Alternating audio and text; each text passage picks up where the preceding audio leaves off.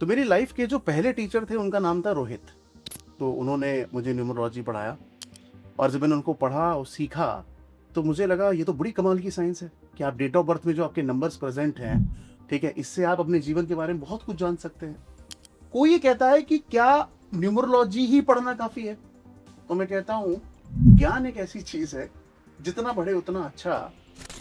अच्छा, तो नंबर्स कितने मैटर करते हैं आपके हिसाब से? मैं कहूँगा सर नंबर ही मैटर करते हैं। नंबर ही मैटर करते हैं सर। तो बेसिकली एक क्वेश्चन जो जनरली लोग मुझसे बहुत पूछते हैं कि सर न्यूमरोलॉजी का यूज क्या है 8 नंबर के लिए। नंबर 8 जो है वो सैटर्न यानी कि शनि महाराज का नंबर है। नंबर 4 आपको स्ट्रेस देता है, नंबर 8 आपके जीवन में डिले लाता है। जो लोग उसको फेक कहते हैं, गलत कहते हैं। फेक या गलत आप या तभी इन शब्दों का इस्तेमाल करते हैं जब आपको या तो ज्ञान नहीं है या फिर अधूरा ज्ञान है। सो हेलो एवरीवन, मेरा नाम आयुष राय है और मैं हूं टॉक विद फील का फाउंडर। जैसा कि आप सभी लोग जानते हैं, हमारे पॉडकास्ट में काफी तरह के लोग आते हैं। हमारे पॉडकास्ट में एस्ट्रोलॉजर्स आते हैं, न्यूमरोलॉजर आते हैं, बिजनेसमैन आते हैं, एंटरप्रेन्योर्स आते हैं। लेकिन आज मैं आपको जिनसे मिलवाने वाला हूं वो इन सब के भी गुरु हैं। मतलब आप जहां से एस्ट्रोलॉजी सीखते हैं, आप जहां से एस्ट्रोलॉजी पढ़ते हैं, एक्चुअली एस्ट्रोलॉजी होती क्या है, न्यूमरोलॉजी होती क्या है, टैरो कार्ड्स क्या होते हैं, रेकी हीलिंग क्या होती है, इन सब के बारे में हमने सुना होगा और कहीं ना कहीं इनसे जुड़े मिथ्स के बारे में भी हमने बहुत सुना होगा। लेकिन होती क्या है, ये सच क्या है, इसके पीछे का पढ़ाई भी होती है क्या, इसके थ्रू लोग अपना करियर भी बना सकते हैं क्या, इसके थ्रू लोग बहुत सारे पैसे भी कमा सकते हैं। ये पॉडकास्ट आप सभी के लिए इसलिए इंपॉर्टेंट है, अगर आप चाहते हैं कि न्यूमरोलॉजी या फिर इस फील्ड में यानी ऑकल्ट साइंस में अपना करियर बनाना, तो ये पॉडकास्ट आपके लिए है ही। अगर आप चाहते हैं कि एस्ट्रोलॉजी, न्यूमरोलॉजी या फिर ऑकल्ट साइंस के अंदर जितनी भी सारी चीजें आती हैं ये होती क्या है, तो भी ये पॉडकास्ट आपके लिए देखना बहुत जरूरी है। सो मैं किसी भी समय को वेस्ट ना करते हुए अपने गेस्ट से मिलवाना चाहूंगा जिनका नाम है नवनीत आर मिश्रा जी। सर, कैसे हैं आप? बहुत बहुत बढ़िया। So thank you so much for, जय Shri Ram sir, thank you so much for coming our show sir. And बहुत अच्छा लगा हम आप हैं हमारे शो में। कैसा लग रहा है हमारे स्टूडियो में आकर सर? अच्छा लग रहा है सर, बहुत लाइट फील हो रहा है, कंफर्टेबल फील हो रहा है। Thank you so much sir. जी। तो नवनीत जी, मेरा पहला और बहुत ही इंपॉर्टेंट सवाल ये है कि थोड़ा सा आप अपने बारे में हमारे सभी दर्शकों को बताइए। नमस्कार, मेरा नाम नवनीत आर मिश्रा है और मैं पिछले 3-4 सालों से न्यूमरोलॉजी स्टूडेंट्स को पढ़ा रहा हूँ और हमारे पास काफ़ी सारे ऐसे लोग हैं जो हमसे न्यूमरोलॉजी पढ़ रहे हैं और इस क्षेत्र में आगे बढ़ रहे हैं। जी। तो जैसा कि मैं जानता हूँ, जितना आपको 7 से भी ज्यादा साल का एक्सपीरियंस है, जी। तो आपके हिसाब से आपने क्यों एक एडटेक इंडस्ट्री में पढ़ाने का सोचा? पहले बाय प्रोफेशन मैं इकोनॉमिक्स का टीचर था, इकोनॉमिक्स पढ़ाता था। बट मेरी लाइफ में कुछ ऐसे इवेंट्स हुए और ख़ास तौर से मेरे एक फ्रेंड से मेरी मुलाकात हुई। उनको भी मैं श्रेय देना चाहूँगा कि उनकी वजह से मैं इस क्षेत्र में आया। तो वो मुझसे मिलने आए और उन्होंने मुझसे कहा कि अपनी डेट ऑफ बर्थ बताओ। ऐसे जैसे आप और हम बैठे हैं, तो मैंने अपनी डेट ऑफ बर्थ उनको बताई और उन्होंने डेट ऑफ बर्थ वो सुनने के बाद बहुत सारे इनपुट्स मुझे दिए। तो मुझे लगा ये तो बड़ी कमाल की साइंस है, मतलब कैसे बता रहा है मेरा ये फ्रेंड। तो मैंने कहा ये क्या है? तो बोले इसको न्यूमरोलॉजी कहते हैं। तो मैंने कहा क्या होता है ये? तो उन्होंने मुझे कुछ इनपुट्स दिए और फिर मैंने गूगल पे और यूट्यूब पे सर्च करना शुरू किया और जब सर्च करना शुरू किया तो फिर इसके कोर्सेज आने लगे और मैंने एक एक करके इसको पढ़ना शुरू किया। तो मेरी लाइफ के जो पहले टीचर थे उनका नाम था रोहित। तो उन्होंने मुझे न्यूमरोलॉजी पढ़ाया और जब मैंने उनको पढ़ा और सीखा तो मुझे लगा ये तो बड़ी कमाल की साइंस है कि आप डेट ऑफ बर्थ में जो आपके नंबर्स प्रेजेंट हैं, ठीक है, इससे आप अपने जीवन के बारे में बहुत कुछ जान सकते हैं। तो रोहित जी के साथ साथ फिर कुछ और टीचर्स मेरे जीवन में आए। रीना मैम आई, उनसे पढ़ा। पंकज वी चौहान आई, उनसे पढ़ा। नरेंद्र वशिष्ठ जी से पढ़ा। ठीक है। तो पढ़ने के साथ साथ फिर मुझे लगा, क्योंकि मैं इकोनॉमिक्स का टीचर तो हमेशा ही से ही था, तो मुझे लगा कि क्यों ना इतने साल मैंने जो इकोनॉमिक्स में बिताए, मैं 2008 से इकोनॉमिक्स पढ़ा रहा हूँ, तो मैंने सोचा कि क्यों ना न्यूमरोलॉजी की तरफ कदम बढ़ाया जाए और मैंने हल्के हल्के न्यूमरोलॉजी पढ़ाना शुरू करा। कुछ रील्स बनाई, वीडियोस डाले, वहाँ से लोगों का रिस्पांस बहुत अच्छा आया और वो बढ़ते बढ़ते बढ़ते बढ़ते आज एक प्रॉपर प्लेटफॉर्म हमने बना लिया है और उस प्लेटफॉर्म का नाम है डिवाइन काउंट। हमारा ओके। यूट्यूब चैनल भी है, वहाँ पे भी हम क्लासेस देते हैं। तो वहाँ पर बेसिकली हमारा मोटिव ये है कि मैं न्यूमरोलॉजी पढ़ाता हूँ, मेरा जो कोर सब्जेक्ट है वो न्यूमरोलॉजी है और यकीन मानिए मुझे न्यूमरोलॉजी के अलावा कुछ आता भी नहीं है। यानी कि हम मल्टीपल प्लेटफॉर्म्स पढ़ाते हैं, बहुत चीज़ें पढ़ाते हैं, बट मुझे न्यूमरोलॉजी के अलावा कुछ नहीं आता है। और हम वास्तु भी पढ़ाते हैं, हम टैरो कार्ड पढ़ाते हैं, रेकी पढ़ाते हैं, चक्रा हीलिंग पढ़ाते हैं, फेस रीडिंग पढ़ाते हैं। इनके लिए हमने अलग अलग टीचर्स को अपॉइंट किया है और वो अपने अपना क्लासेस लेती हैं। तो ये हमारा जो सारा प्लेटफॉर्म है ऑनलाइन है, और आज तो अब डिवाइन काउंट की खुद की एप्लीकेशन है, तो वहाँ से स्टूडेंट्स जो हैं वो क्लासेस करते हैं और हम अलग अलग दिन उनको क्लासेस देते हैं। तो ये कर रहे हैं तो ये जो all in one occult science bundle जो कोर्स है आपका, जी। ये क्या है एक्चुअली? इसमें कितने कोर्सेज हैं? एक्चुअली ऑल इन वन जब मेरे दिमाग में आया था ये कॉन्सेप्ट, तो ये कॉन्सेप्ट मेरे दिमाग में इसलिए आया क्योंकि जब मैंने न्यूमरोलॉजी को पढ़ना शुरू किया, तो वहाँ पे जब टीचर पढ़ाते हैं तो डाउट सेशन लेते हैं, बच्चे अपने सवाल पूछते हैं। हम्म। तो वहाँ पर कई सारे बच्चे, ये इनको डाउट रहता था कि लेट्स सपोज, जैसे मगर मैं न्यूमरोलॉजी की बात करूँ, तो न्यूमरोलॉजी में एक ग्रिड बहुत फेमस है, मतलब जिसपे लोग काफी ज्यादा बात करते हैं, और वो है लोशो ग्रिड। सुना है मैंने। बहुत बहुत फेमस है जी। और लोशो ग्रिड मतलब उसे शेल्डियन न्यूमरोलॉजी कहा जाता है। तो काफी लोग उससे बात करते हैं, मैंने उसको पढ़ा। फिर मुझे पता लगा कि शेल्डियन न्यूमरोलॉजी के अलावा हमारे इंडियन सिस्टम का जो कॉन्सेप्ट है उसमें आती है वैदिक न्यूमरोलॉजी। तो फिर अच्छा। मैंने उसको अलग पढ़ा। तो जब उसके बाद पाइथागोरस का भी कॉन्सेप्ट आता है, उसको मैंने पढ़ा। तो मुझे समझ में आया कि भैया इतने मल्टीपल जो टॉपिक्स हैं, इसको अगर हम एक साथ ले आए तो बच्चों को इधर उधर भटकना नहीं पड़ेगा, पहली चीज। दूसरी चीज कि कोई ये कहता है कि क्या न्यूमरोलॉजी ही पढ़ना काफी है, तो मैं कहता हूं ज्ञान एक ऐसी चीज है, जितना बढ़े उतना अच्छा। तो न्यूमरोलॉजी पढ़ने के बाद मुझे लगा तो कि वास्तु भी एक बहुत अच्छा साइंस है। कुछ लोगों की बात सुनी, कंसल्टेशन किया, तो मुझे लगा कि क्यों ना हम अपने स्टूडेंट्स को न्यूमरोलॉजी के साथ साथ वास्तु भी दें, फेस रीडिंग भी दें। तो ये जो 7 सब्जेक्ट का कॉन्सेप्ट मैं लेके आया, वो इसलिए लेके आया ताकि बच्चे को इधर उधर घूमना ना पड़े, उसको एक ही प्लेटफॉर्म पे सारी चीजें मिल जाए। जैसे जैसे आपको मैं उदाहरण से समझाता हूँ। जैसे आज की तारीख में अगर आप मॉल जाते हैं, तो हम जनरली लोग मॉल क्यों जाते हैं? इसलिए जाते हैं ना कि कि सब सारी कुछ चीजें अवेलेबल है वहां पर। एक जगह मिल जाएगा। तो कहीं ना कहीं मुझे लगता है कि उससे थोड़ा आपका टाइम बचता है, एनर्जी बचता है, पैसा बचता है, और कहीं ना कहीं आपको एक ही जगह सारे कॉन्सेप्ट्स को सीखने का मौका मिलता है। तो वही थॉट प्रोसेस मेरे दिमाग में चलता है और इसी को हम आगे बढ़ा रहे हैं जी। आज भी बहुत सारे लोगों को लगता है कि न्यूमरोलॉजी, वास्तु, रेकी हीलिंग, मतलब मुझे लगता है कि 100 में से शायद 5% लोगों को यकीन होगा, लेकिन 95% लोग ऐसा समझते हैं कि ये सब फेक है, मिथ है, या फिर सब मतलब डराने का बिजनेस है। लॉजिक भी है क्या इसके पीछे कुछ? जी बिल्कुल है सर।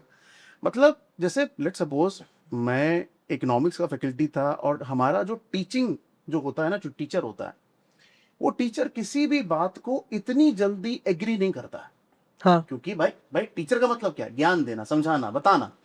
और ज्ञान अगर लेना मुश्किल है। ठीक है, और अगर, क्योंकि जब मैंने इसको पढ़ा, जैसे अभी ऑफ कैमरा बात हो रही थी, तो आपकी टीम में कुछ लोगों ने उससे सवाल पूछा कि, क्योंकि जब मैं जहां बैठता हूं तो वहां सवाल आने लगते हैं, तो उन्होंने कहा सर मेरी डेट ऑफ बर्थ है, मेरी डेट ऑफ बर्थ है। तो जो भी थोड़ा सा इनपुट मैंने उनको दिया, उन्होंने तुरंत उस चीज से रिलेट किया।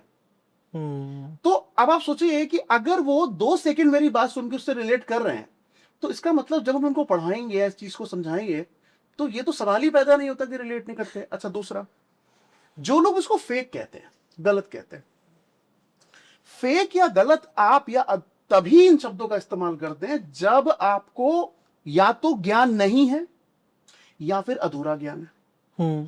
अब जैसे मान लीजिए कोई व्यक्ति सोचता है कि मैं 1 घंटे का कंटेंट पढ़ लूं या 1 दिन का कंटेंट पढ़ लूं, मुझे न्यूमरोलॉजी आ जाएगी। तो यकीन मानिए कि हम अपने प्लेटफॉर्म पे, मैं खुद न्यूमरोलॉजी के टॉपिक को 6 महीने पढ़ाता हूं आयुष जी। 6 महीने हम सिर्फ न्यूमरोलॉजी पढ़ाते हैं सर। तो बेसिकली डीप टाइप जाकर उसको समझाना है कि हाउ द नंबर्स वर्क, ये चीजें कैसे काम करती हैं, क्या अच्छा है क्या बुरा है।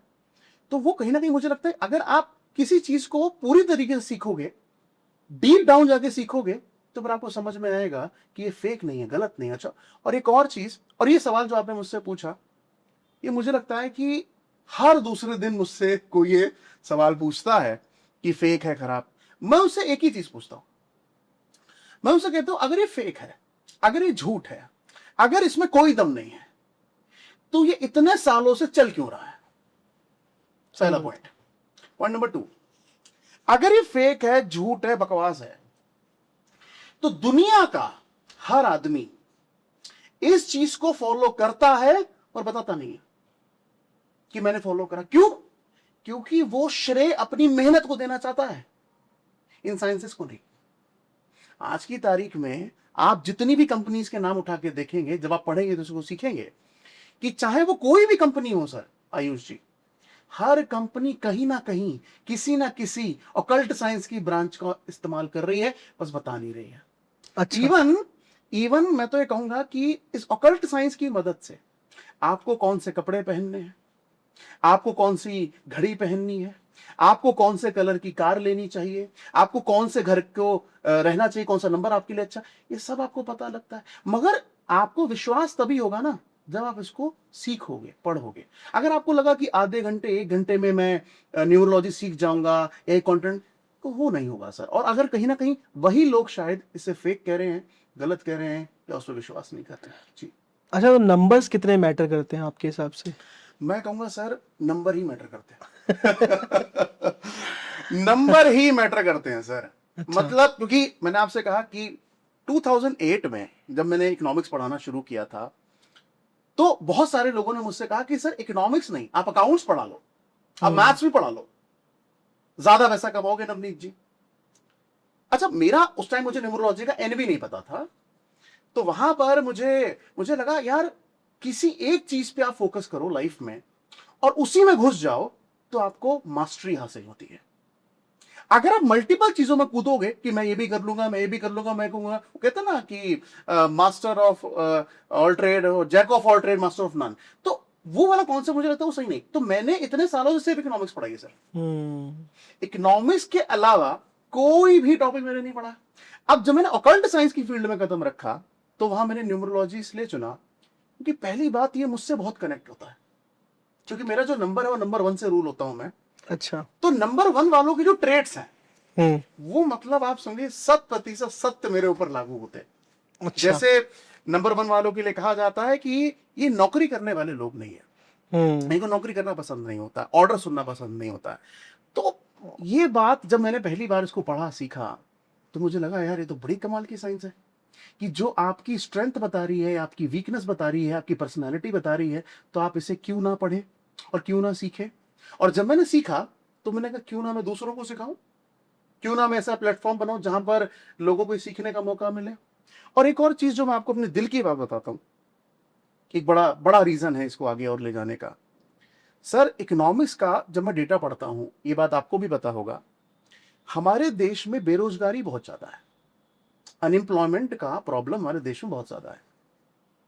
मेरा मानना है कि वो महिलाएं जो आज घर में बैठी हैं, या फिर वो लोग जिनके पास कोई करियर अपॉर्चुनिटी नहीं है, कोई काम नहीं है, अगर वो इन विद्याओं को, इन साइंसेस को सीखते हैं, तो पहली चीज उन्हें पैसा कमाने का मौका मिलेगा, करियर अपॉर्चुनिटीज मिलेगी। कितना पैसा कमा सकते हैं वो? अगर मैं पैसे की बात करूं तो मैं आपसे एक चीज कहूंगा कि मुझे सबसे ज्यादा खुशी कब होती है, जब कोई महिला मेरे प्लेटफॉर्म पे आती है, मेरा कोई यूट्यूब चैनल देखती है, वीडियो देखती है, तो वहां पर मुझे फोन करती है, कॉल करती है, कहती है सर मुझे न्यूमरोलॉजी सीखना है। तो मैं उससे पूछता हूं, हमारा एक फॉर्म है, भर के बच्चे भेजते हैं तो मैं पता लगता है, मैं उससे पूछता हूं कि क्या करती हैं आप, तो कहती सर मैं तो हाउस वाइफ हूं, मैं तो कुछ नहीं करती। तो मैंने कहा ठीक है, आप हमें अपने जीवन के 6 महीने दे दीजिए, हम आपको इस लायक बना देंगे कि आप अपने पर्सनल खर्चों के लिए अपने पति पे डिपेंडेंट नहीं रहेंगी। और जब ये होता हुआ मैं देखता हूं तो मुझे बहुत अच्छा लगता है। बहुत सारी महिलाएं खासतौर से हमारे फील्ड में ऐसी हैं, हमारे से हमने जब उनको पढ़ाया तो वो उनकी अर्निंग 0 थी, मगर वो आज आराम से घर बैठे 15,000, 20,000, 25,000 रुपए महीना कमा रही हैं। तो मैं ये नहीं कह सकता, अच्छा कई बार लोग आपको ऐसा बोलेंगे कि आप 5 लाख कमा लेंगे, 10 लाख कमा लेंगे, ये झूठ है। सही बात है। ये झूठ है सरासर। क्यों? आप सोचिए कि जब आप कभी भी पहली कंपनी ज्वाइन करते हैं तो क्या वो आपको इतना पैसा देती है? नहीं देती है। मैंने पैसा किस इंटर्नशिप बात का है? मैंने इंटर्नशिप 8,000 से स्टार्ट करी थी। जी वही बात है ना। तो कहीं ना कहीं जब आप स्टार्ट करते हो तो आपको अर्निंग आती है, कम आती है, ठीक है, मगर ऐसा मैं नहीं कह रहा हूं कि आप इसमें पैसा नहीं कमा सकते, थोड़ा समय देना होता लेकिन वो रियल लाइफ एग्जांपल से काफी सीखते हैं आप। जी। ऑफ कोर्स ये टाइम लगता है सीखने में। टाइम लगता है। और आई थिंक न्यूमरोलॉजी का जो कोर्स करने के बाद अगर आप उतरते हो मार्केट में, जी तो this is kind of freelancing projects, काफी ज्यादा आपके ऊपर है, वो समुद्र है, जितना पानी आप जी निकाल जी पाओ। जी जी तो जी दिस इज बेस्ट हेल्प जी। From you. और बेसिकली मेरा ऐसा मानना है कि आपको इसमें अपने एक्सपीरियंस, अपने अनुभव को बढ़ाते रहना है। करेक्ट। जितने आप अनुभवी हो जाएंगे उतना ही पैसा आप इस क्षेत्र में कमाएंगे, इसकी कोई लिमिट नहीं है। ये बात सही है, मगर पहले ही महीने आप 1 लाख कमा लेंगे, ये सब झूठ है, गलत है। और मुझे लगता है कि ऐसे ख्वाब नहीं दिखाने चाहिए। चलिए, ये तो नवनीत मिश्रा जी की बात होगी, मैंने मान ली कि ऐसा हो सकता है। मैं सोशल मीडिया पे आजकल काफी कुछ देखता हूँ, सतने भी दर्शक सुन रहे होंगे, वो भी देखते होंगे जी कि कोई भी कुछ भी कह रहा है। जी फॉर एग्जाम्पल, ये नंबर है तो आपका ये होगा, जी 2025 खराब था, 2026 अच्छा जाएगा। मैं तो वॉर इसमें भी देख रहा हूँ। जी जी। बहुत सारे लोग कहते हैं कि सलमान खान की 67.7 में डेथ हो जाएगी। तो जी ये लोग जो ये सब कर रहे हैं, इससे तो बहुत ज्यादा चीजें खराब हो रही है मार्केट में। आप किसी की डेथ कैसे प्रिडिक्ट कर सकते हैं? देखिए देखिए, हर इंसान का अपना अपना परसेप्शन है, अपनी अपनी सोच है। मैं किसी को गलत नहीं कहता सर, मगर पहली चीज मैंने सारे स्टूडेंट्स को ये सिखाई है कि आप किसी भी व्यक्ति की डेथ प्रिडिक्ट नहीं करेंगे। हो सकती है, होती नहीं, होती नहीं है। न्यूमरोलॉजी में तो नहीं होती। अच्छा। मतलब अब पहली बात, और मुझे लगता है कुछ चीजें भगवान पे भी छोड़ देनी चाहिए। सही बात है। जन्म और मरण, सही ये तो बात है। भगवान पे छोड़ दो। सही बात है। न्यूमरोलॉजी की मदद से जब कोई क्लाइंट आता है मेरे पास या स्टूडेंट आता है, तो मैं उसको सिर्फ ये बताता हूं कि बेटा, तेरे जीवन में ये जो टाइम पीरियड चल रहा है, ये टाइम पीरियड अच्छा नहीं है। तो वो कहता है सर अभी क्या करूं उसके लिए। मैं उदाहरण समझाता हूं, मैं टीचर आदमी एग्जाम्पल समझाता हूं। मैं कहता हूं कि आप एक रोड पे जा रहे हैं और आपके सामने आगे बहुत तेज बारिश शुरू हो गई या ओले पड़ने शुरू हो गए, तो वहां पे समझदारी क्या है कि गाड़ी को भगाते रहें या साइड में लगा दें। तो खराब समय या चैलेंजिंग समय का मतलब क्या है? ओले पड़ रहे हैं, बारिश आ रही है, आप अपनी गाड़ी को साइड में लगा दीजिए, वहां पे थोड़ा सा कंट्रोल कर लीजिए, थोड़ा पेशेंस रख लीजिए। मगर अगर समय अच्छा चल रहा है, चीजें बेटर है, रास्ता साफ दिखाई दे रहा है, तो इसका मतलब आपको अपनी गाड़ी भगानी चाहिए। तो बेसिकली एक क्वेश्चन जो जनरली लोग मुझसे बहुत पूछते हैं कि सर न्यूमरोलॉजी का यूज क्या है। करेक्ट। जब मैं आज मैं जब यहाँ इधर आ रहा था, आपके पॉडकास्ट पे आ रहा था, स्टूडियो पे आ रहा था, मेरे पास एक कॉल आया सर। और कॉल आने के बाद एक बच्चे ने पूछा कि सर मैंने आपका वीडियो देखा, न्यूमरोलॉजी के बारे में आप बात कर रहे हैं, मेरे एक क्वेश्चन का आप आंसर दे दीजिए। तो मैंने उसको कहा कि पूछिए। तो उन्होंने कहा सर मुझे ये जानना है कि न्यूमरोलॉजी का एक्चुअली रोल क्या है लाइफ में, ये करती क्या है, इसका काम क्या है, मैं क्यों पढ़ूं। मुझे ऐसा लगता है कि आपको अपने टीचर से सवाल जरूर कर लेना चाहिए कि ये टॉपिक आप क्यों पढ़े। तो मैंने उससे कहा कि न्यूमरोलॉजी पढ़ने से आपको सबसे पहले अगर कुछ पता लगता है तो आपकी स्ट्रेंथ और आपकी वीकनेस पता लगता है। अच्छा। यानी कि जिस व्यक्ति को उसके जीवन में यह समझ में आ गया कि कि मेरी स्ट्रेंथ क्या है और मेरी वीकनेस क्या है, मुझे लगता है दूसरी कोई चीज समझने की जरूरत ही नहीं है। Point number 1। पॉइंट नंबर 2, जितनी भी ऑकल्ट साइंसेस की ब्रांचेस हैं, चाहे आप वास्तु कहें, आप एस्ट्रोलॉजी कहें, आप न्यूमरोलॉजी कहें, आप फेस रीडिंग कहें, इन सभी का काम क्या है? इन सभी का काम है कि जैसे आप गाड़ी स्टार्ट करते हैं, मैं नोएडा आ रहा था तो मैंने गाड़ी में गूगल मैप लगाया।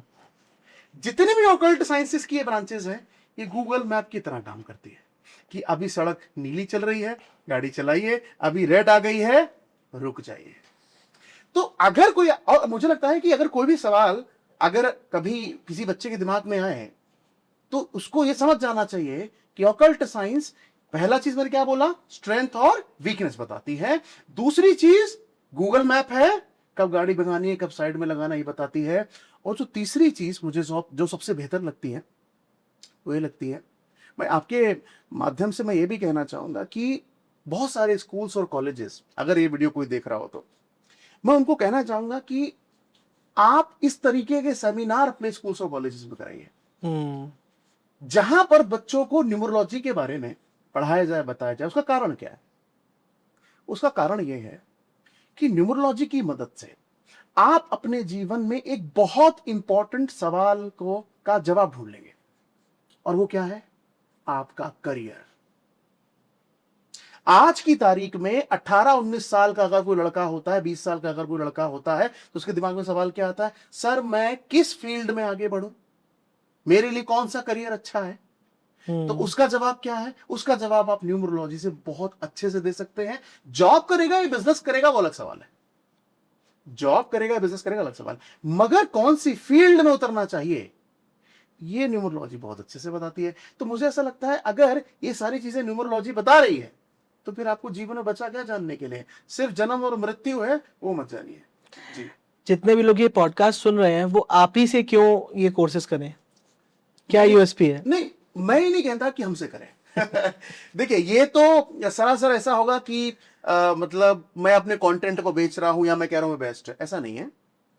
देखिए मेरा ऐसा मानना है कि कोई भी व्यक्ति, जितने भी स्टूडेंट्स आज तक हमसे जुड़े, उन्होंने मेरे वीडियोस को देखा, मेरे कंटेंट को देखा और उसके बाद उन्होंने मुझे कॉल किया सर। और आप यकीन मानिए मैंने कभी भी कोई बहुत ज्यादा एफर्ट इस चीज में नहीं लगाया है कि यार कोई व्यक्ति मुझसे ही पढ़े, क्योंकि मैंने आपसे क्या कहा कि अगर आपका कंटेंट दमदार है, अगर आपको अपने सब्जेक्ट पे कमांड है, तो आपको सिर्फ इंतजार करना है, व्यक्ति जरूर आपके पास आएगा। और जब, और दूसरा, आपको उस पर कॉन्फिडेंस कब आएगा, जब आपका कंटेंट अच्छा होगा। मेरा मानना है जब मैं स्कूल में था, कॉलेज में पढ़ाता था, टीचर को बोलते वक्त हम बता देते थे कि अगर आप स्टूडेंट है तब भी ऐसा कर सकते हैं, टीचर है तो कर ही सकते हैं। आप जब टीचर क्लास में घुसता है और जब वो पहले 5 मिनट बोलता है तो वहीं आप बता देंगे कंटेंट में कुछ है या डब्बा खाली है, खोखला इंसान है। तो बेसिकली अभी तक जितने भी, अभी आई थिंक, आई बिलीव, अगर एग्जैक्ट तो नंबर मुझे याद नहीं है, 1000 से ज्यादा बच्चों को मैं पढ़ा चुका हूं। तो उन सभी बच्चों को हमने नहीं, वो खुद ही हमारे पास आए, उन्होंने कहा सर आपका वीडियो देखा, बहुत कमाल का था, कंटेंट बहुत कमाल है। तो बेसिकली मुझे लगता है आप किसी से भी पढ़ें, मगर थोड़ा डिटेल में पढ़ें, थोड़ा समय लगाकर इन्वेस्टमेंट करें, तो मुझे लगता है ज्यादा अच्छे रिटर्न मिलेंगे और आपको समझ में आएगा एक्चुअली ये न्यूमरोलॉजी या बाकी साइंसेस हैं क्या। क्या अगर हमें करियर स्टार्ट करना है तो हम vastu, astrology, numerology, recce healing, tarot card reading, numerology से ही क्यों स्टार्ट करें सबसे पहले? ऐसा नहीं है कि मतलब न्यूमरोलॉजी से ही स्टार्ट करें, ऐसा कोई रूल नहीं है। बट अगर मैं, हालांकि बाकी सब्जेक्ट के बारे में मुझे बहुत ही कम ज्ञान है। तो ऑफ कैमरा आप कहते हैं कि न्यूमरोलॉजी में अगर हम कोई स्टार्ट करता है अपना करियर तो वो और फील्ड से ज्यादा जल्दी पहुंच सकता है, बिकॉज वहां पे काफी ज्यादा लॉजिकल आंसर्स हैं। जी देखिए, मैं जैसे अगर आपने सवाल पूछा कि वाई न्यूमरोलॉजी, पहला स्टेप न्यूमरोलॉजी क्यों है, देखिए इसका सिंपल आंसर है कि न्यूमरोलॉजी में 1 से लेकर 9 तक नंबर है। और कोई नंबर तो नहीं है, 1 से लेकर 9 तक नंबर है। जब हम न्यूमरोलॉजी से स्टार्ट करते हैं उसका कारण यह है कि न्यूमरोलॉजी को सर समझना आसान है, सिंपल है। अब अगर आपको सिंपल चीज समझ में आई तो फिर आप हार्ड की तरफ जाओगे। करेक्ट। अब आप एक हैं, जैसे मैं आपको एग्जांपल देता हूं, मान लीजिए आप मैथमेटिक्स पढ़ रहे हैं, आप मैथ्स पढ़ते हैं, तो सबसे पहले टीचर कौन सी एक्सरसाइज कराता है, जो आसान वाली है। पहले आसान समझाता है, उसके बाद उसका लेवल बढ़ता है। तो मैं ही नहीं कह रहा हूं कि न्यूमरोलॉजी पढ़ना थोड़ा आसान है, समझना आसान है, क्योंकि 1 से लेकर 9 तक नंबर है और आपको जिन चीजों का सवाल का जवाब ढूंढना है, जैसे मैं जब पढ़ाता हूं तो क्लास में कहता हूं कि मेरे आंखों के तारों, ये मेरा पेट डायलॉग है पता नहीं निकल जाता है, मैं कहता हूं मेरे आंखों के तारों 4 चीजों पे फोकस करना है और इन चारों का आंसर न्यूमरोलॉजी मिल जाएगा। पहला है एच, आर, सी और एम। एच क्या है, हेल्थ है, आर क्या है, रिलेशनशिप है, सी क्या है, करियर है, एम क्या है, मनी है। ये 4 ही सवाल क्लाइंट पूछता है सर, 5वां तो कोई सवाल ही नहीं है। हेल्थ, रिलेशनशिप, करियर और मनी, आप बताइए 5वां सवाल है क्या? वो लिंक्ड है सारा कुछ सब लिंक्ड है सर। मतलब मैंने आपसे क्या कहा कि अगर आपको इन चारों सवालों के जवाब मिल गए तो आपको 5वां सवाल आपके जहन में क्या आ रहा है, आप बता दीजिए कि क्या आ रहा है। तो ये सर सिंपल रीजन है कि आप इसको किसी के मन में कुछ आ रहा हो तो वो प्लीज कमेंट कर देना। हाँ बिल्कुल बिल्कुल जी बिल्कुल। आपकी वेबसाइट पे कैसे पहुंच सकते हैं हम लोग? सर एक्चुअली बहुत सिंपल है, गूगल पे जाना है और डिवाइन काउंट टाइप कर देना है। ठीक है, डिवाइन में पहला डबल डी होगा, तो डबल डी डिवाइन काउंट को टाइप करना है, आराम से आपको सारा कंटेंट हमारा डबल डी में भी कोई न्यूमरोलॉजी है या डोमेन नहीं मिल रहा था? न्यूमरोलॉजी बिल्कुल है सर, ठीक है। और डबल डी तो चलो वो मेरी कंपनी है, अपना हमारा प्लेटफॉर्म है सर। जो मैंने आज कपड़े पहने इसमें भी न्यूमरोलॉजी है। अच्छा, जो मैंने घड़ी पहनी है ये मैच कर रही है। न्यूमरोलॉजी तो मुझे लगता है दुनिया की हर चीज में न्यूमरोलॉजी है सर। जैसे साइंस वाला टीचर क्या कहता है, हर में साइंस है, सब में फिजिक्स है, हम कहते हैं सब में इकोनॉमिक्स है। तो ऐसे ही हर जगह न्यूमरोलॉजी है, बस आपको समझना होगा कि ये कैसे काम करता है और अपने डेट ऑफ बर्थ के साथ अलाइन कीजिए, बहुत सिंपल। तो क्या न्यूमरोलॉजी आपके नाम में, डीडी वाले में? न्यूमरोलॉजी बेसिकली क्या होता है सर, सबसे पहले अगर हमें किसी भी चीज को अलाइन करना है, या जैसे आप मेरे पास आएगी सर मुझे अपनी कंपनी खोलनी है, ठीक है, तो क्या नाम होगा, क्या लोगो होगा, तो मैं आपसे कहूंगा आयुष जी सबसे पहले आप मुझे अपनी डेट ऑफ बर्थ दीजिए। डेट ऑफ बर्थ आपकी बिल्कुल एक चाबी की तरह है, जिससे आपको सारे आंसर मिल जाएंगे, आपके ताले खुल जाएंगे सारे सर, चाहे वो हेल्थ का हो, रिलेशन का हो, करियर का हो, मनी का हो। ठीक है। तो अगर हमें किसी भी कंपनी के नाम को डिजाइन करना है या नाम बनाना है, तो हमें क्या चाहिए, आपका डेट ऑफ बर्थ चाहिए। डेट ऑफ बर्थ को एनालाइज करके हम आपको बता सकते हैं कि आपके कंपनी का पहला अल्फाबेट क्या होगा, आपकी कंपनी का पूरा नाम क्या होना चाहिए। और नाम से याद आया मुझे, कंपनी का नाम बनाना तो एक चीज है, हम एक टॉपिक पढ़ाते हैं, न्यूमरोलॉजी में पढ़ाता हूं, उस टॉपिक का नाम मैंने रखा है डिवाइन संतान आयुष जी। अच्छा। अब संतान तो आपको पता ही है क्या होगा, डिवाइन क्यों लगाया, उसके पीछे लॉजिक क्या है? उसके पीछे लॉजिक ये है कि जो डिवाइन संतान का टॉपिक जब मैं पढ़ाता हूं, तो जनरली ये बहुत कॉमन क्वेश्चन आता है जब पेरेंट हमारे पास आते हैं कि सर मेरी वाइफ प्रेग्नेंट है और आप जो है मुझे कोई बता सकते हैं कि कौन सी डेट अच्छी है। अभी मैंने कुछ देर पहले कहा कि जीवन और मृत्यु भगवान के हाथ में है, ये हमारे हाथ पे नहीं है। मगर इसमें हम अपनी क्लाइंट की या अपने स्टूडेंट की मदद कैसे करते हैं, या हम पढ़ाते हैं उसको कि पूरे महीने में, लेट सपोज आप मेरे पास आए और आपने कहा कि सर मेरे फैमिली में एक न्यू बॉर्न आने वाला है, डॉक्टर ने ये टेंटेटिव डेट दी है, तो इसमें से कौन सी ऐसी डेट है जो थोड़ी सर अच्छी है, आप बता सकते हैं। वो न्यूमरोलॉजी आपकी मदद करेगी और आपको बताएगी कि इस महीने में जो भी डेट डॉक्टर ने आपको दी है उनमें से कौन सी डेट आपको चुननी चाहिए। उसके लिए प्रॉपर कैलकुलेशन है, थोड़ा समय लगता है कैलकुलेट करने के लिए, मगर आप आसानी से बता सकते हैं कि इस बच्चे को कौन सी डेट में। और इसमें क्या होता है, कई बार जरूरी नहीं कि मैं इसमें 100% इसमें सेटिस्फाई हो जाता हूं या सफलता मुझे मिल जाती है, 50-50 है सर। मैं जैसे लेट सपोज एक डेट बहुत अच्छी है पैदा होने के लिए, 23 अच्छी डेट है, हालांकि और भी एनालिसिस करने हैं, मगर मोटे तौर पर 23। मैंने क्लाइंट को बोला कि 23 को बच्चा आना चाहिए, ये डेट अच्छा है। मगर सर मैंने आपसे क्या कहा, हमसे ऊपर खुदा बैठा है, ऊपर ईश्वर है सर। वो बच्चा 23 को पैदा होता है, कई बार ऐसा हो भी जाता है, कई बार ऐसा नहीं भी होता है, 22 को आ जाता है, 24 को आ जाता है, 25 को आ जाता है। वो इसलिए ऐसा होता है क्योंकि ऊपर वाले ने डिसाइड किया है कि इसको यही देना है। सही बात है। तो कहीं ना कहीं हम आप नहीं है तय करने के लिए, मगर हम इसकी मदद से जरूर हम सपोर्ट जरूर कर सकते हैं कि आप इस क्षेत्र में, या ये जो टॉपिक है डिवाइन संतान की, कौन सी डेट बच्चे के लिए अच्छी है। क्या न्यूमरोलॉजी कभी फेल भी हुई है? होती है सर, बिल्कुल होती है सर।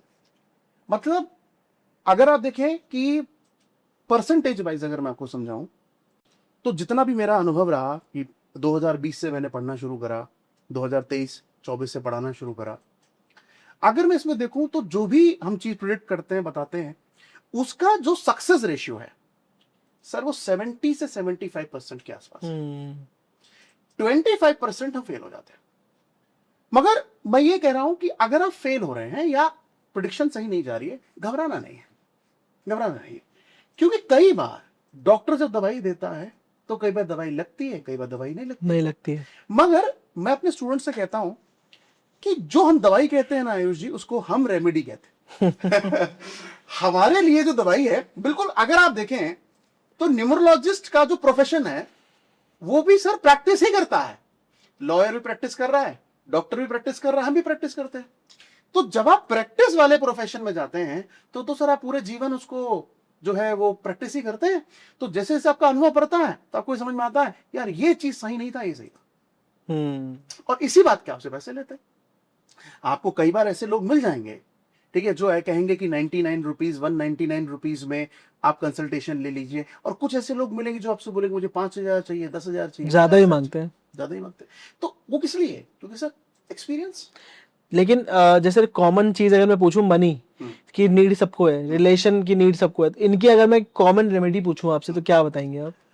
देखिए, कॉमन रेमेडी के तौर पर अगर किसी को मनी का इशू है या कंसर्न है, तो मैं आपको वो रेमेडी बताता हूं जो मैंने अपने जीवन में शामिल की है। ठीक है। ठीक है, उसके लिए आपको क्या करना है, आपको एक बहुत पावरफुल मंत्र है जिसका नाम है श्रीम।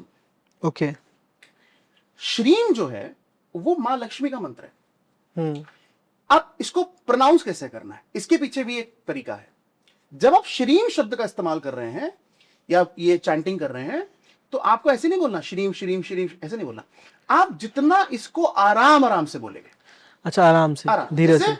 श्रीम श्रीम। मतलब मैं यकीन के साथ कह सकता हूं, अगर आपके पॉडकास्ट में जितने भी यहां पर लोग हैं, ये लोग अगर अभी मैं कहता हूं श्रीम को बोलना शुरू कर दें, इनके शरीर में वाइब्रेशन क्रिएट हो जाएगी। इतना पावरफुल मंत्र है मां लक्ष्मी का, इतना पावरफुल मंत्र है।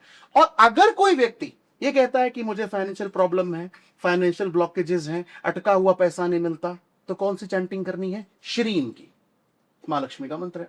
और करियर क्या नाम, रिलेशनशिप के लिए बता दीजिए। वो तो बहुत ही दिक्कत है लोगों को। बहुत इंपॉर्टेंट रिलेशनशिप। देखिए, रिलेशनशिप में मैं कहूंगा कि चैंटिंग कर सकते हैं, रिलेशनशिप के लिए भी चैंटिंग कर सकते हैं। उसके लिए जो मंत्र आता है वो है राधा कृष्ण। आराम आराम से बोलना, सेम रूल है। श्रीम को भी और राधा कृष्ण को भी, जो जो भी मंत्र मैं बता रहा हूं, इनको 108 बार बोलना है आपने।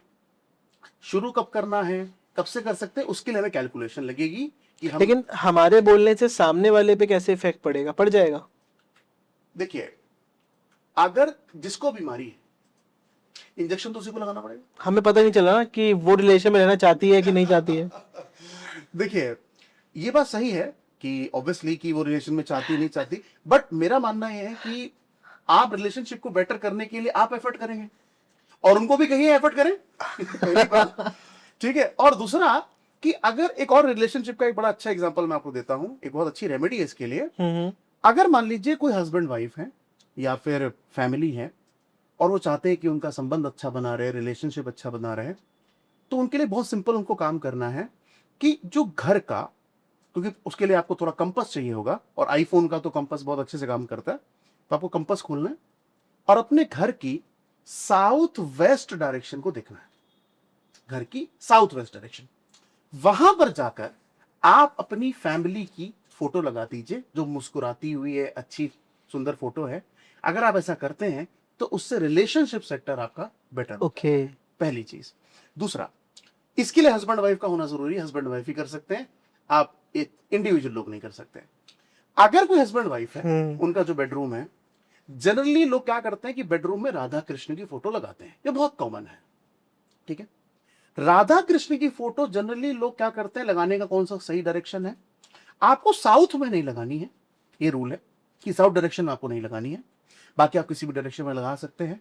मगर इसमें भी अगर मैं और बेहतर आपको आंसर करूं, तो मान लीजिए आप सो रहे हैं और जब आप या आपका पार्टनर सो के उठता है, तो सबसे पहले जिस भी दीवार पे आपकी नजर जाती है, वहां पर अगर आप राधा कृष्ण की फोटो लगाते हैं, तो वो आपके रिलेशनशिप सेक्टर के लिए बहुत अच्छा होगा, वैवाहिक जीवन के लिए बहुत। लेकिन पैर उस तरफ रख के सो सकते हैं? नहीं, बिल्कुल ऊपर लगानी है, टॉप पे लगाइए, ऐसा मैं कह रहा हूं सामने लगा दीजिए, ऊपर लगा दीजिए। मगर जब आप सो के उठे तो राधा कृष्ण सामने है। और इसमें एक और चीज मैं कहना चाहूंगा कि जो भी आप फोटो चुने या जो भी आप लगाएं, वो ब्लैक कलर नहीं होना चाहिए। काला रंग का इस्तेमाल जीवन में कम से कम करें, ठीक है? तो ब्लैक कलर ना हो, बाकी कोई कलर होगा तो चले। वाइट पहन के आया इसीलिए। ये हम पॉडकास्ट के आखिरी पड़ाव पे हैं, तो मैं चाहता हूँ कुछ नंबर्स के बारे में ही बताइए आप थोड़ा सा, कि नंबर्स कौन से पावरफुल हैं। मैं एक एक करके बोलता हूँ, आप थोड़ा थोड़ा बताइएगा उनके बारे में। एक नंबर जैसे अपने बारे में थोड़ा बताइए आप कि क्या है उनका। देखिए, नंबर 1 जो है सर, वो गवर्न होता है सन से, सूर्य का नंबर है, राजा है। तो नंबर 1 वाले जो लोग हैं वो आपको बहुत ज्यादा मतलब एग्रेसिव दिखेंगे। जैसे मैंने अभी कहा, नौकरी करना पसंद नहीं करेंगे, ठीक है? ऑर्डर सुनना उनको पसंद नहीं होता, स्ट्रेट फॉरवर्ड होंगे, स्ट्रेट फॉरवर्ड होता है, सीधा बात करते हैं। और क्योंकि कहीं ना कहीं इतनी देर से हम बात कर रहे हैं तो आपको समझ में आ गया होगा कि कोई अंदर कुछ ऐसा हाँ, नहीं जो कि मैं है कुछ वो सामने है। सामने है। मतलब ऐसा नहीं है कि मैं कहूं कि यार अंदर कुछ और है बाहर। भाई क्योंकि जो जितने भी लोग नंबर 1 से रूल हो रहे हैं, इनको जनरली लोग कहते हैं यार ये मतलब थोड़ा एरोगेंस है, थोड़ा सा गुस्सा जल्दी हो जाते हैं, ठीक है, मगर कमाल के लीडर है। मैं क्लास में जब पढ़ाता हूं तो कहता हूं, एक कमरे में सारे नंबर बैठे थे और उनको कुछ नहीं समझ में आ रहा था कि कहां जाना है। नंबर 1 एंटर करता है, नंबर 1 पूछता है 2 से 3 से 4 से 5 से सभी से कि हाँ भाई क्या प्रॉब्लम है। तो उन्होंने कहा सर हमें समझ में नहीं आ रहा कहां जाना है।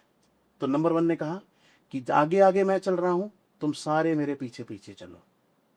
तो इसमें क्या समझ में आता है कि नंबर 1 एक बहुत अच्छा लीडर है। करेक्ट। और यहां पर एक और चीज मैं ऐड करना चाहता हूं, इसके लिए थोड़ा कैलकुलेशन लगता है, अगर आता होगा लोग वो समझ जाएंगे। एक नंबर होता है जिसको हम पर्सनालिटी नंबर या मूलांक कहते हैं, और एक नंबर होता है जो भाग्यांक यानी कि डेस्टिनी नंबर होता है। तो ये क्वालिटीज आपको, जो भी व्यक्ति जिसका मूलांक 1 होगा या भाग्यांक 1 होगा, तो उसके अंदर आपको देखने को मिलेंगी। मगर नंबर 1 अगर आपका मूलांक है तो आपके अंदर ये ट्रेड्स होंगे, और अगर भाग्यांक है तो भी ट्रेड्स होंगे। मगर मैं क्लास में एक चीज कहता हूं, मूलांक 1 है बहुत अच्छा, भाग्यांक 1 है बहुत ही अच्छा। ओके, 2 नंबर वालों के लिए नंबर टू जो है सर, वो गवर्न होता है चंद्रमा से।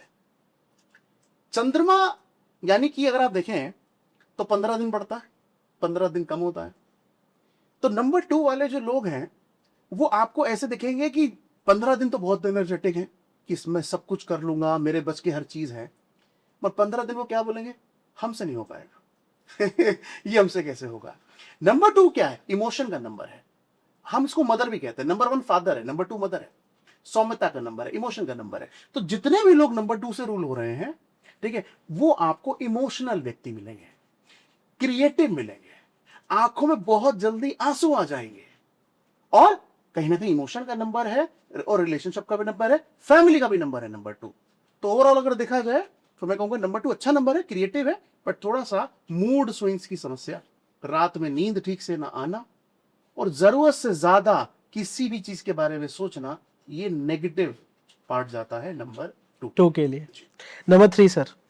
नंबर 3 को कनेक्ट करते हैं जुपिटर से। देव गुरु, देवताओं के गुरु वो जुपिटर है। नंबर 3 जो है वो आप ऐसे समझ लीजिए कि नंबर 3 है टीचर, गुरु, ज्ञान का नंबर है। तो जितने भी नंबर 3 वाले लोग हैं, ये आपको नॉलेजेबल, इंटेलिजेंट, और ऐसे भी हो सकता है कि इनको पढ़ने लिखने का काफी शौक हो, अच्छा लगता है इनको पढ़ना, इनको ज्ञान देना बहुत पसंद है। सामने वाला सुने या ना सुने मगर ये ज्ञान देंगे। मैं ये कहता हूं कि ज्ञान दीजिए, जरूरी है, बट जिसको जरूरत है उसको दीजिए जी, सबको ज्ञान देने की जरूरत नहीं है, ठीक है। बट ओवरऑल अच्छा नंबर है।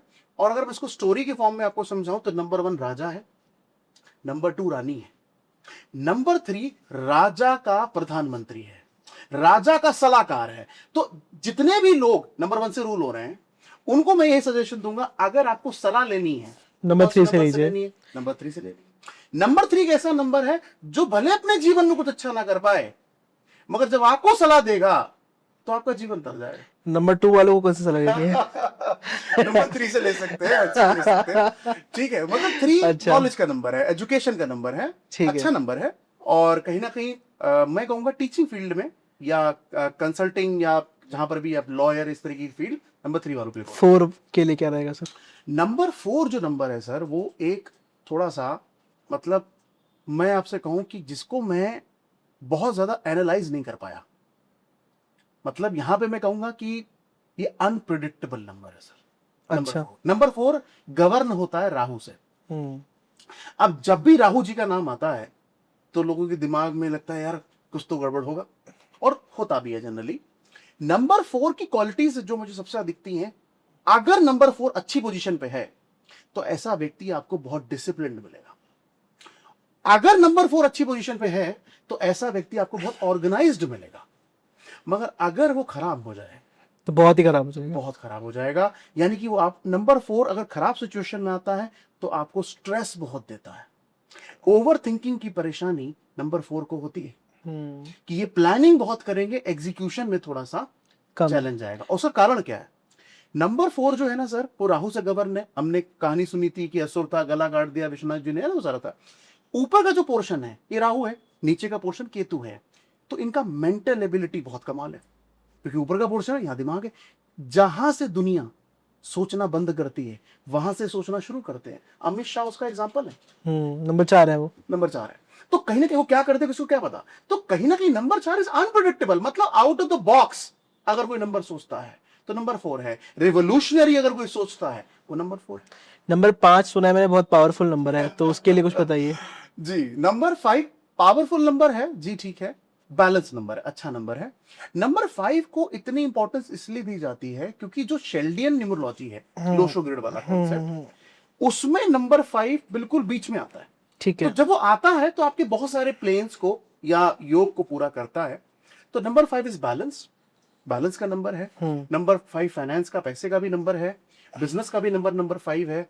जिनका मूलांक 5 होता है, जो 5 नंबर से रूल होते हैं, उनके अंदर मैंने एक क्वालिटी देखा है कि वो हर उम्र के व्यक्ति से बात कर सकते हैं। अगर बूढ़ा बैठा है तो बूढ़े की तरह बात करेंगे, अगर बच्चा बैठा है तो बच्चे की तरह बात करेंगे, तो एडजस्ट कर लेते हैं बहुत आसानी से, पहली चीज। दूसरा, नंबर 5 अगर किसी की ग्रिड में है या फिर मूलांक अगर 5 है, तो ऐसे व्यक्ति की जो मुझे लगता है सबसे बेटर जो स्ट्रेंथ है वो कम्युनिकेशन है। मतलब ऐसे लोग सेल्स और मार्केटिंग बहुत अच्छा करते हैं, क्योंकि वहां बात करना होता है। मार्केटिंग की फील्ड 5 वालों के लिए बहुत अच्छी होती है, बिजनेस वालों के लिए भी नंबर 5 बहुत इंपॉर्टेंट होता है। तो अगर आपको कम्युनिकेशन के लिए अगर कोई नंबर देखना है तो नंबर 5 इज है, गुड। और कुछ हद तक नंबर 1 भी है। 6। नंबर 6 वीनस से रूल होता है सर, ठीक है। और वीनस बहुत सुंदर प्लेनेट है, सुंदरता का नंबर माना जाता है। जब भी मूलांक 6, जो भी लोग नंबर 6 से रूल हो रहे हैं, ये जब भी मुझे मिलते हैं, तो मेरा जो ऑब्जर्वेशन उनको देखकर हुआ वो ये हुआ सर कि पहली बात, 6, 15 और 24 ये 3 डेट्स हैं जब आपका मूलांक 6 बनेगा। पहली चीज, ये आपको सुंदर दिखेंगे, क्रिएटिव होंगे, बात करने का सलीका होगा, मैनिपुलेशन बहुत कमाल की होगी। मतलब अपनी बात को कैसे समझाना है, ये नंबर 6 बहुत प्यार से जानता है। फैमिली का भी नंबर है नंबर 6। मगर क्या करना है, नंबर 6 अगर मल्टीप्लाई चला जाता है, थोड़ा सा नेगेटिव साइड में चला जाता है, तो ये लोग हार्श हो जाते हैं। कौन सी फील्ड में आपको ज्यादा मिलेंगी, बॉलीवुड, हॉलीवुड, म्यूजिक, डांस, इस तरीके की इंडस्ट्री में ये बहुत अच्छा करते हैं। बट नंबर 6 एक अच्छा नंबर है। महालक्ष्मी का नंबर 6 है, तो पैसे कोई कमी नहीं होती है। और इस पूरी सीरीज में मुझे 15 मेरे लिए बहुत अच्छा नंबर है। अगर 15 तारीख को कोई बॉर्न होता है तो फंटास्टिक डेट है वो पैदा होने की। 7 नंबर के लिए क्या कहना चाहेंगे? नंबर 7 जैसे मैंने बोला, नंबर 4 राहु है, नंबर 7 केतु है। नंबर 7 जब भी मेरे दिमाग में आता है या कोई व्यक्ति मुझसे सवाल पूछता है, तो नंबर 4 के लिए मैंने क्या कहा, ऑर्गेनाइज्ड है, डिसिप्लिन्ड है। नंबर 7 इज स्पिरिचुअल, यानी स्पिरिचुअलिटी का अगर कोई नंबर है तो वो नंबर 7 है। जैसे कई बार लोग मुझसे फोन करके पूछते हैं कि सर मेरी डेट ऑफ बर्थ में क्या कोई ऐसा योग है, क्या कोई ऐसा नंबर है, ठीक है, जो मैं ऑकल्ट साइंस सीख सकूं। तो पहली बात मैं उनको क्या जवाब देता हूं, मैंने आज तक अपने टीचर से फोन करके पूछा ही नहीं था कि मेरी डेट ऑफ बर्थ में वो नंबर है कि नहीं। ये सवाल मैंने अपनी कभी टीचर से नहीं पूछा, मेरे पास नहीं। मगर फिर भी लोग मुझसे पूछते हैं कि सर प्लीज आप बता दो। तो अगर वो पूछते हैं तो वहां पर उनको जवाब देता हूं कि अगर आपकी डेट ऑफ बर्थ में नंबर 7 आ रहा है तो ये क्षेत्र आपके लिए बहुत अच्छा है, क्योंकि स्पिरिचुअलिटी का क्षेत्र है, ऑकल्ट साइंस स्पिरिचुअलिटी का क्षेत्र है। तो स्पिरिचुअल लोग हैं। रिसर्च की फील्ड बहुत कमाल की होती है, जिसका केतु अच्छा है वो बहुत अच्छा रिसर्च में जाता है। राइटिंग, यानी कि अगर ये कुछ लिख दें तो शायद वो गाना बन जाए, किताब बन जाए, ये नंबर 7 है। मतलब मैं नंबर 7 को एक ही एडवाइस देता हूं कि आप वही काम अपने जीवन में कीजिए जो आपको जो शांति में बैठकर करना हो। करेक्ट।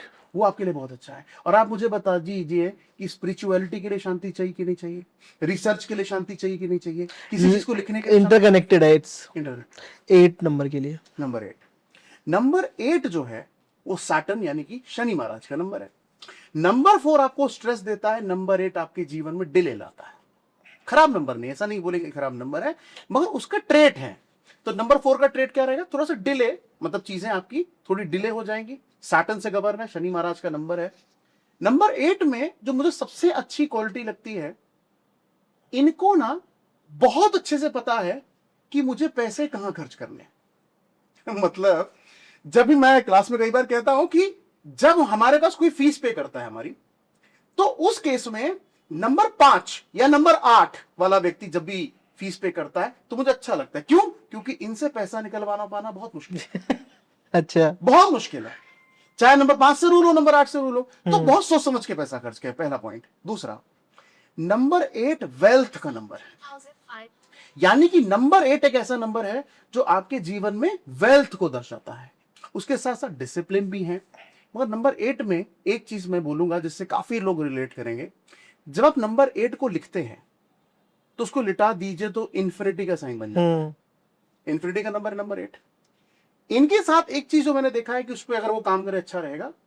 अगर आपने इनको कोई बात बोल दी, इनको अच्छी लगी बुरी लगी वो इन पे है, मगर आपने कोई बात बोल दी, ऐसा व्यक्ति जीवन में जो नंबर 8 से रूल हो रहा है वो कभी भी उस बात को भूलेगा ही नहीं, और वो बात उसके जहन में हर वक्त चलती रहेगी, क्योंकि इन्फिनिटी है ना, बंद नंबर है।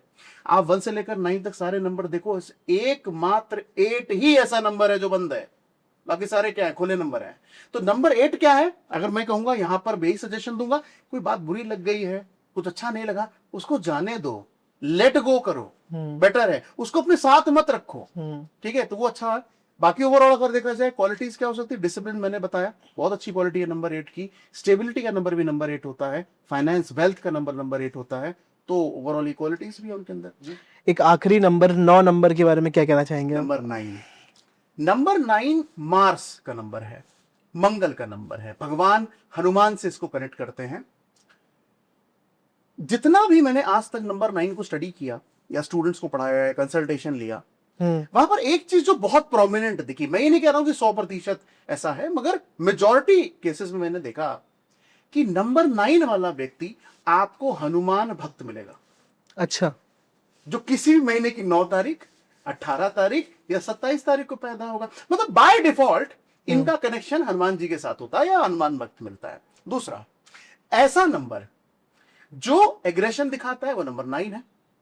तो नंबर 9 क्या है? एग्रेसिव है, एग्रेशन का नंबर है, ठीक है। दूसरा, एनर्जी का नंबर है, एनर्जी का नंबर 1 भी है, नंबर 9 भी है। तो स्पिरिचुअलिटी भी ऐड है क्या? स्पिरिचुअलिटी नंबर 9 को हम कह सकते हैं, इसके पास सारी क्वालिटीज है। 1 से लेकर 8 तक जितनी क्वालिटीज मैंने बताई हैं सारी अगर किसी के पास है तो नंबर 9 बड़ा कमाल का नंबर है। क्योंकि आप देखिए ना, अभी मैंने क्या बोला, श्रीम की चैंटिंग 108 बार करनी है, टोटल करिए 9 होता है। 9 देवियां हैं, है ना, 9 दिन हम फास्ट रखते हैं। तो basically number 9 is very powerful number. बस यहां पर मैं कहूंगा एक बहुत इंपॉर्टेंट रेमेडी है नंबर 3 वालों के लिए और नंबर 9 वालों के लिए। अगर आपका मूलांक या भाग्यांक 3 या 9 है तो आपको अपने जीवन में शराब नहीं पीनी चाहिए, मीट, मछली, अंडा, इस तंबाकू, इस तरह की चीजों का सेवन नहीं करना चाहिए। मैं कहता हूं ये काम आप अपने जीवन में सिर्फ 2 साल कर लीजिए, आपको फर्क दिख जाएगा कि ये कितनी कमाल की रेमेडी। और आप मुझे बताइए इसमें कौन सा पैसा खर्च होगा? तो बाकी लोगों को खाना चाहिए। बाकी नहीं, मैं ये नहीं कहूंगा कि बाकी नंबर्स को खाना चाहिए, ठीक है। मगर एक चीज मैं आपको बताऊं आयुष जी, अपना अनुभव बता रहा हूं, एक्सपीरियंस बता रहा हूं। सर मैं जब इस फील्ड में आया, न्यूमरोलॉजी मैंने 2020 से जब पढ़ना शुरू किया, उससे पहले मैं नॉनवेज खाता था सर। अच्छा, कोई बताने वाला नहीं था, है ना, बढ़िया से मुझे बहुत पसंद था, नॉनवेज खाता था, ट्रैवल करके जाता था मैं नॉनवेज खाने काफी दूर दूर। मगर जब मैंने इसको पढ़ना शुरू करा तो मुझे पता लगा कि अगर आप अपने जीवन में ये धूम्रपान, शराब या नॉनवेज खाना बंद करते हैं तो इसका असर आपके ऊपर क्या होता है? इसका असर आपके ऊपर होता है कि आपका गुरु अच्छा हो जाता है। ये बात न्यूमरोलॉजी नहीं कहती। अच्छा, ये बात एस्ट्रोलॉजी कहती है। ओके, अभी जो मेरा सब्जेक्ट चल रहा है वो एस्ट्रोलॉजी चल रहा है, तो वहां जो पढ़ता हूं तो वो आपको बता रहा हूं। तो अगर आप इन चीजों का सेवन ना करें तो आपका गुरु अच्छा हो जाएगा। आपको मुझसे पूछेगा सर गुरु अच्छा होने से क्या होगा? गुरु का नंबर न्यूमरोलॉजी में 3 है। 3 को हम एक्सपेंशन और ग्रोथ कहते हैं। आप मुझे बताइए कि कोई व्यक्ति अपने जीवन में अगर पढ़ना ना छोड़े तो किस दिन उसकी ग्रोथ बंद हो जाएगी? कभी नहीं होगी सर। यानी कि ग्रोथ का नंबर, एक्सपेंशन का नंबर कौन सा नंबर है? नंबर 3। हाँ, 3 नॉलेज का नंबर है। तो अगर आप 3 से रूल हो रहे हैं, 9 से रूल हो रहे हैं, आप छोटा सा, और लोग कह रहे हैं सर रेमेडी पैसा खर्च करते हैं। मैं तो आपके पैसे बचवा रहा हूं, मैं तो आपके पैसे बचवा रहा हूं। मैं तो कह रहा हूं आप खाना बंद कर दीजिएगा, मूलांक और भाग्यांक आपका 3 और 9 है तो कहीं ना कहीं। और दूसरा, जो भी रेमेडी हम प्रोवाइड करते हैं, बच्चों को सिखाते हैं, सर मुझे लगता है मेरी सबसे महंगी रेमेडी 100-200 रुपए की होगी सर। क्या बात कर रहे हैं? 100-200 रुपए। अच्छा। मतलब अगर आप मुझे बताइए कि आपने कहा सर मेरे घर में 4 शर्टें पड़ी हैं, मैंने आपसे कहा आयुष जी ये शर्ट पहन लो, ये तुम्हारे लिए अच्छा होगा, आप मुझे बताइए इसमें कौन कोई सा पैसा खर्च खर्च नहीं हुआ, सही कौन सा बात है। पैसा खर्च होगा? तो बेसिकली ये अगर किसी व्यक्ति को लगता है कि रेमेडी बहुत एक्सपेंसिव है, महंगी है, कर नहीं पाएंगे, मैं आपसे कह रहा हूं सर ब्लैक को छोड़ के व्हाइट पहन लो, इसमें आपसे मैंने क्या बहुत बड़ा एफर्ट मांग लिया सही बात है ना? काले रंग को मत पहनो। तो ये कुछ बेसिक चीजें हैं सर जो अगर फॉलो करें तो बहुत कमाल काम करते हैं जीवन में। Thank you so much sir. I am damn sure कि इस पूरी कॉन्वर्जेशन से काफ़ी सारे लोगों को काफ़ी कुछ जानने को मिलेगा। और मैं आखिर में यही पूछना चाहूँगा कि अगर कोई भी इंसान आपको ज्वाइन करना चाहता है तो अगेन वैसे डिस्क्रिप्शन में लिंक डाल दूंगा मैं, तो अगर यहाँ से कोई जाता है तो उसके लिए कोई डिस्काउंट या कुछ है? आयुष जी मैं एक चीज आपसे कहना चाहता हूँ कि सर मैंने आज तक डिस्काउंट नहीं दिया, सच बता रहा हूँ, दिया ही नहीं सर। बहुत कम प्राइस है। ये कारण है। हाँ। मतलब जो कोर्स हम कराते हैं न्यूमरोलॉजी का, उसकी फीस सिर्फ 15,000 रुपए है सर, अच्छा। और वो भी 6 महीने।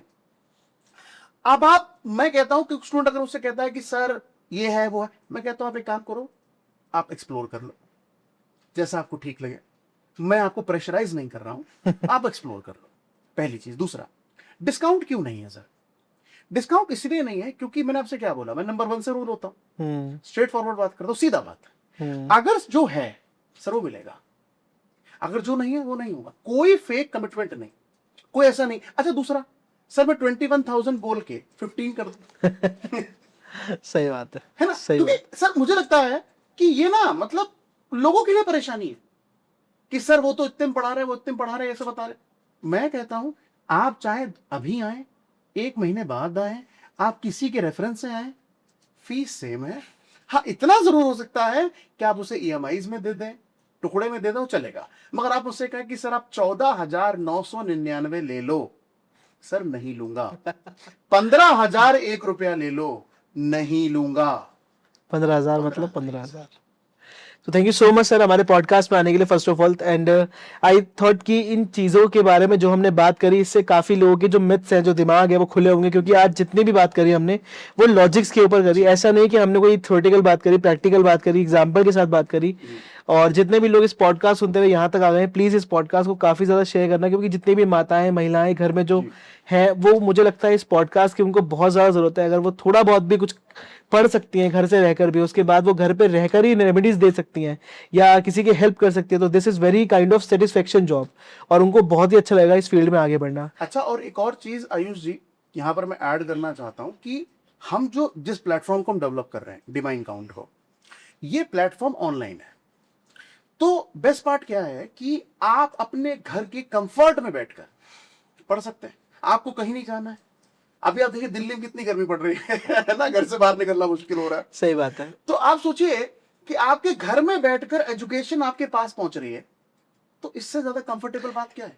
सही बात है। और आप सभी के लिए सबसे बड़ा फायदा ये है कि अगर आप कुछ सीखना चाहते हैं, तो जो माताएं, महिलाओं को जो चांस नहीं मिल पाता है आफ्टर मैरिज या फिर वैसे भी, तो this is the right platform for you. And I recommend this कि आप जाएं और इस चीज़ को पढ़ें और इस बहुत सारे लोगों की हेल्प करें, और इस पॉडकास्ट को काफ़ी ज़्यादा लोगों तक शेयर करिएगा, बहुत सारा प्यार करिएगा।